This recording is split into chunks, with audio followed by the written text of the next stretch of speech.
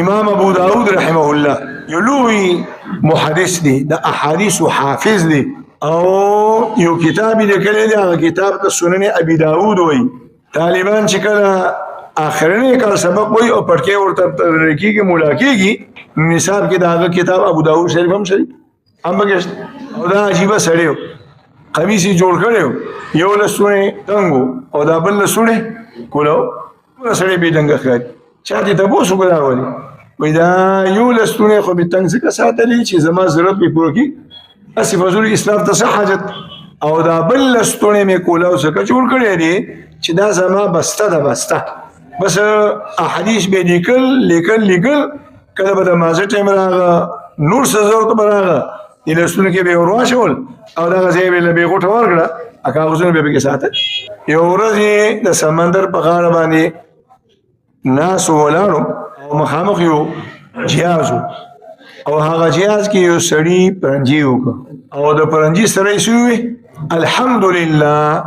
حدیث کې راځي پرنجي د الله نعمت دی او چې الله نعمت دی نو د الله د نعمت شکر در باندې لازم دی د پرنجي د نعمت د شکر طریقه دا ده چې تاسو وایي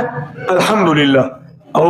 طریقه دا ده چې کوم مسلمان ته الله پاک پرنجي راوړي لکه پرنجي څوک راوړي لا راوړي دا هم د الله پیغمبر وایي العطاس من الرحمن پرنجي الله راوړي او بیا د الله د دغه نعمت شکر ادا که الحمدلله ووي چې کوم مرګري دا ووري نو په د باندې دا ضروري ده چې دی ورته سوی يرحمك الله ځکه چې دا قدردان بنده دی د سره د الله د نعمت قدر دی الله ولې یو ورکوټ نعمت ورکړي د پرنجي په شکل کې او د الله د هغه نعمت قدر وکړو چې وي الحمدلله وي نو اوس اوریدونکو ته پکار دی چې دی ورته سوږي يرحمك علماء کرام دي يرحمك الله ورته وایي هغه خلونو مړي دي وای يرحمك الله ورته زکوي چې ګستاسو خیالي د پرنجي په وخت د سړي د مخ ټول قران را وران شي سترګې مورانی شي پوزې مورانی شي خولې موران را وران شي نو مطلب دا دی الله دې در باندې رحم وکي د پرنجي په حالت کې چې کوم مخ قران را وران شي چې الله پاک بیا خپل صحیح حالت راوري غم د غرنګي پاتې شو بیا بدن بلا جوړ خلک بدن یری بچي بدن یری زګه ورته سوای يرحمك الله